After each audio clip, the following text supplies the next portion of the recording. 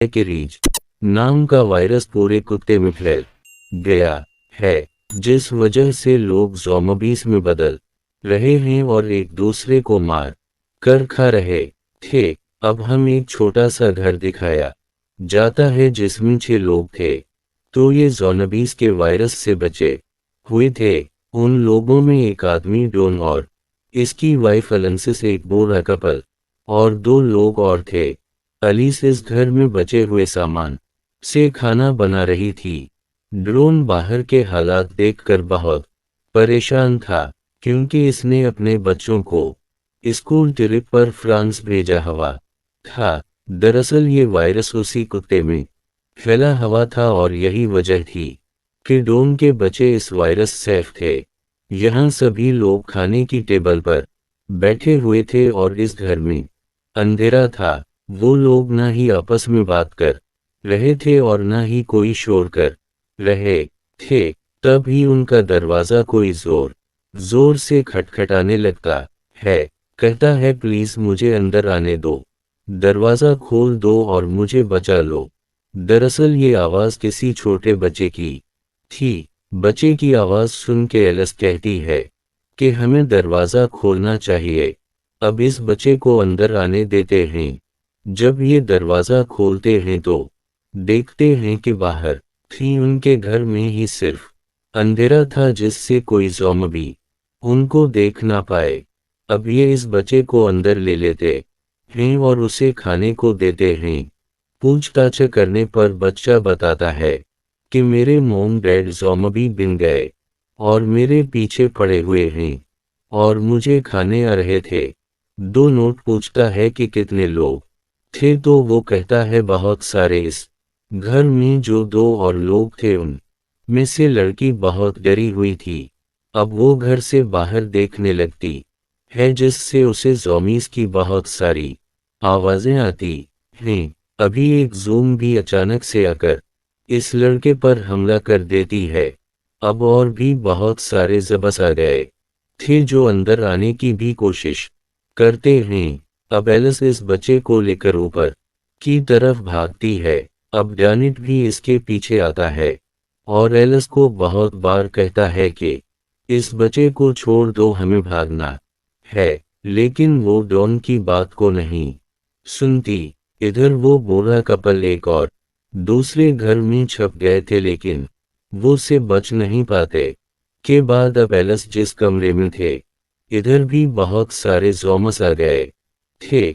दूसरे कमरे से डोनाल्ड को पुकारता है कि एलिस इधर मेरे पास आओ, लेकिन बीच में इतने सारे ज़ॉम्बीज़ थे कि वो उनका मुकाबला नहीं कर पाती। तभी डॉन ने भी अपने दरवाजे को बंद कर ली था। एलिस इसे बार बार आवाज़ें दे रही थी कि डॉन मेरी मदद करो, लेकिन डॉन इस साइड से दरवाज़ा बंद कर के दूसरे दरवाजे से बाहर भाग गया था। इसके पीछे भी बहुत सारे ज़ॉम्बीज़ थे जो इसकी तरफ भाग रहे थे। हम एलिस को देखते हैं जिसकी आवाज़ अब हेल्प क्लियन बंद हो गई थी। तरुण बहुत शर्मिंदा होकर भाग रहा था कि वो अपनी वाइफ एलिस की मदद नहीं कर पाया। अब डॉन अकेला ही बचा था जो इस बोट में बैठकर चला जाता है। अब कहानी 1 महीने बाद की दिखाई जाती है, जिसमें बताया जाता है कि ज़ॉम्बीज़ भूखे रहने की वजह से धीरे धीरे ख़त्म हो रहे हैं। इस शहर में अब आर्मी फोर्स का कब्जा था। वो इस सारे मामले को कंट्रोल करने की कोशिश कर रहे थे। तभी हम एक सृजन दोयल दिखाया जाता है जो स्नाइपर निशानेबाज की टीम में था। जैसे ही ज़ॉम्बीज़ देखें, उसे अपनी गन से निशाना लगाकर इन्हें शूट करना था। अब डॉनने को भी आर्मी वालों ने बचा लिया था। इस तरह 6 महीने गुजर चुके थे और ज़ॉम्बीज़ भी अब बहुत कम हो गए थे। अब हमें एक डॉक्टर दिखाई जाती है जो इस वायरस पे सट्टे कर रही थी। आप जो लोग दूसरे शहरों में फंसे हुए थे, इन्हें अपने घर वापस लाने के लिए आर्मी प्रोग्राम शुरू कर देती है। लेकिन अभी भी सबको सोए जोन में रहना था, ना कि अपने घरों में जो कि वाओसिन आर्मी फोर्स के अंदर में था। अभी तक 100 के आसपास लोग थे जो अपने शहर बर्तन में वापस आ गए थे। इसमें डोन के बच्चे भी थे।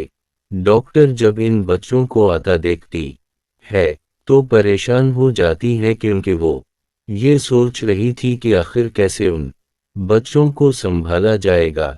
डॉक्टर अब डोन के बेटे का टेस्ट करती जिसमें वो देखती है कि इस की आंखें 2 कलर की थीं। डॉक्टर इससे पूछती है कि ये तुम्हारी फैमिली में क्या किसी और की आंखें भी ऐसी हैं?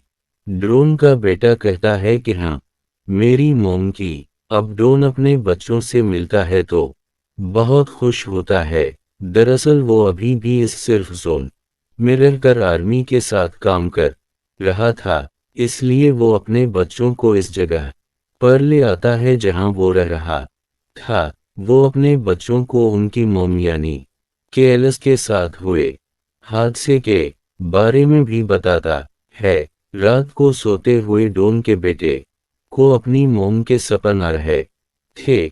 इससे ऐसा लग रहा था कि शायद वो अपनी मॉम का चेहरा भूलता जा रहा है। सुबह को डोन जब अपने काम पर चला जाता है तो उसके बच्चे सॉफ्टवेयर जोन से निकलकर बाहर भाग जाते हैं और भागते भागते अपने घर पहुंच गए थे ताकि वो अपनी मॉम की कोई तस्वीर ले सके। तब ही आर्मी को भी उनके बारे में पता चल जाता है, मगर तब तक वो दोनों अपने घर पे थे जहां पर डोन के बेटे को अपने घर के ऊपर वाले हिस्से से कुछ आवाजें आ रही थीं। तो ऊपर इसकी मॉम थी यानी कि एलिस डेसकोडों के साथ छोड़कर चला गया था। तब ही डोन का बेटा अपनी मॉम के गले लग गया था। तब ही उसे दर्द होता है। दोनों बहन भाई जब घर से बाहर आते हैं तो देखते हैं कि आर्मी की फौज थी जो इन्हें सोए जोन में लेने आई थी, जो इन तीनों को क्वारंटीन रखा गया था। एलिस को बांधकर एक लैब में रखा जाता है। डॉक्टर इसका ब्लड टेस्ट करते हैं। वो ये पता लगाना चाहते हैं कि कहीं एलिस को ज़ॉम्बी वायरस ने इफेक्ट तो नहीं कर दिया। तब ही इन्हें पता चलता है कि एलिस इन्फेक्टेड तो हुई थी लेकिन इसकी इम्यूनिटी इतनी पावरफुल थी कि इस पर ज़ॉम्बाइस का असर नहीं हुआ, इसलिए वो अभी तक ज़ॉम्बा भी नहीं बनी थी। मगर इसके खून या किसी और वजह से दूसरे लोग इससे इन्फेक्टेड हो सकते थे, यानी कि अगर कोई इंसान उसके पास रहा तो वो ज़ॉम्बी बन जाएगा।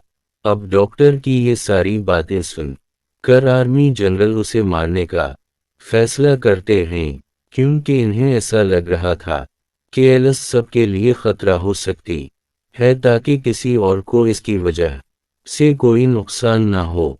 लेकिन डॉक्टर जनरल को समझाती है कि देखिए, एलिस की इम्यूनिटी और इसके जेन सबसे अलग हैं। हम इसके ब्लड से वैक्सीन बना सकते हैं। जब इन सारी बातों का डन को पता चलता है कि इसकी वाइफ जिंदा है तो वो अपने बच्चों के पास जाता है, लेकिन वो इससे गुस्सा थे। कहते हैं कि दीद आप तो कह रहे थे कि मॉम मर गई है और जूम भी बन गई है, मगर वो कैसे जिंदा है? ड्रोन अपने बच्चों की बातें सुनकर बहुत डरा हुआ था क्योंकि सच्चाई सबसे पहले एलिस के पास जाता है और रोकर इससे माफी मांगता है। अब जैसे ही वो इसके थोड़ा और करीब जाता है वो एकदम से चीखने लगता है और ज़ॉम्बी में बदल जाता है। एलिस इसकी ऐसी हालत देखकर हेल्प के लिए चलाती है, लेकिन अब वो उसे भी बहुत ही खतरनाक तरीके से नोचकर मार देता है। फिर बाहर जाकर आर्मी के लोगों पर हमला करता है। डॉक्टर डोन के बच्चों को लेकर सेफ जोन की तरफ भाग दी है, लेकिन डोन सेफ जोन की तरफ भी आ गया था और दरवाजे को तोड़ने लगता है। इसे देखकर 180 इवेंट में जा कर छप गया था। नीचे से लोगों के चीखने चिल्लाने की आवाजें आ रही थीं। डोन इन्हें काटकर ज़ॉम्बी बना रहा था और शॉप भी बनने वाले लोग दूसरे लोगों को जूम भी बना रहे थे। हर जगह पर हलचल थी, सभी लोग अपनी जान बचाकर यहाँ से भागना चाहते थे। तभी स्नाइपर्स को भी अलर्ट किया जाता है, लेकिन इन्हें ये समझने में बहुत मुश्किल हो रही थी कि कौन जालिम भी है और कौन नहीं। तभी इन्हें ये ऑर्डर दिया जाता है कि वो सबको मार दें। काफी लगता है क्योंकि इसे लोगों को बचाना था, उनकी हेल्प करनी थी, ना कि इन्हें मारना था। वो देखता है कि डॉन के बेटे के आगे एक जूम भी आता है जिससे वो शूट करके मार देता है, लेकिन उसने डॉन के बेटे को नहीं मारा था, इसलिए वो अपनी इस ड्यूटी को छोड़ देता है। डॉन के बेटे को एक आदमी अपने साथ एक कमरे में ले आया था जहां पर बहुत अंधेरा था। वहां पर इसे इसकी बहन और डॉक्टर मिली थी। इसके अलावा भी यहाँ पर बहुत सारे लोग थे।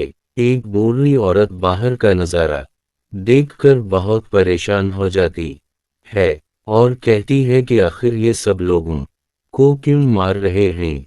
तभी यहाँ पर डायल आ जाता है जो सबको यहाँ से चलने का कहता है, क्योंकि यहाँ पर रुकना खतरे से खाली नहीं था। जब सब लोग यहाँ से जाने लगते हैं तो इन पर भी आर्मी फायरिंग कर देती है, जिसमें बड़ी औरत मर गई थी।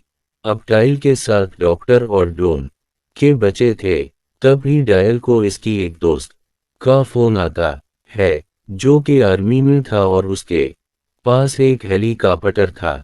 वो कहता है कि थोड़ी देर में पूरे शहर को बूम से हराने का ऑर्डर दिया गया है।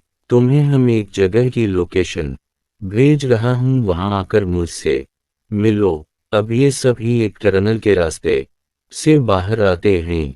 कभी वहां बहुत बड़ा धमाका हुआ था। आर्मी वालों ने सेफ जोन में जितने भी लोग थे या ज़ॉम्बीज़ थे, सभी को धमाके से उड़ा दिया था। डॉक्टर और बच्चों को ले कर भागता है। ये सभी इसके दोस्त की बताई हुई जगह पर आ गए थे। तभी डायल का दोस्त भी हेलीकॉप्टर लेके आ जाता है। डील को बताता है कि तुम्हारे पीछे कुछ बचे हुए ज़ॉम्बीज़ आ रहे हैं। ये सुनकर डायल बच्चों और डॉक्टर को छपने का कहता है। अब इसका दोस्त इतने सारे लोगों को देखकर कहता है कि देखो, मुझे सिर्फ तुम्हें लेने को कहा गया है। अगर मैं तुम्हारे अलावा किसी और को बचा कर ले गया तो आर्मी वाले मुझे भी मार देंगे, लेकिन डील अकेला इसके साथ नहीं जाता। वो सबकी मदद करना चाहता था। वो अपने दोस्त को अकेला ही वहां से भेज देता है। कभी उनके पीछे बहुत सारे ज़ॉम्बीज़ पड़ गए थे। ये भागकर शहर की तरफ आते हैं। शहर में भी आर्मी वालों ने ज़ॉम्बीज़ को मारने के लिए एक जहरीली गैस छोड़ी हुई थी, जिस वजह से वहां पर एक आम इंसान सांस नहीं ले सकता था। इससे बचने के लिए ये एक गाड़ी में जाकर छप जाते हैं। अब सारे ज़ॉम्बीज़ उनकी गाड़ी के आसपास आकर उन पर हम कर रहे थे, लेकिन गैस की वजह से वो ज़ॉम्बीज़ वहीं पर मर जाते हैं। अच्छे आर्मी के लोग भी थे जो सब को यहाँ ख़त्म करने आए थे।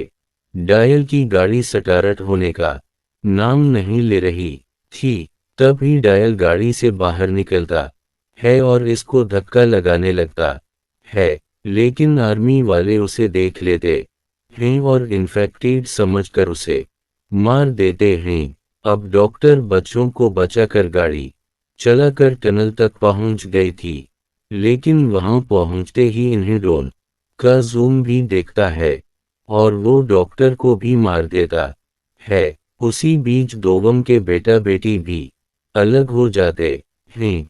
डॉन ने अपने ही बेटे पर हमला कर दी था, लेकिन उसके बेटे के अंदर भी एलिस की तरह ही ताकत थी, जिस वजह से वो भी ज़म्बे में नहीं बदलता। तभी डॉन की बेटी वहां आकर अपने ही ददत को गिन से मार देती है और बहुत रोती है। अब दोनों बहन भाई स्टेडियम में पहुंच गए थे, जहां वही डाल का दोस्त आता है के पास हेलीकॉप्टर था। वो उन बच्चों को देखकर सोचता है कि इसे इन्हें बचाना चाहिए कि नहीं बचाना चाहिए, कि शायद ये इन्फेक्टेड ना हो, लेकिन फिर भी वो इन्हें बचा लेता है और अपने हेलीकॉप्टर में बर्तन शहर से बाहर ले जाता है। हमें शहर का नज़ारा दिखाया जाता है। फिर हम 28 दिन के बाद देखते हैं जहां पर बचे हुए ज़ॉम्बीज़ टनल के रास्ते से पेरिस शहर में पहुंच गए थे और डॉन के बेटा बेटी कहां गए, इस बारे में हमें कुछ नहीं पता। और उसी के साथ ये मूवी यहीं पर अनद हो जाती है।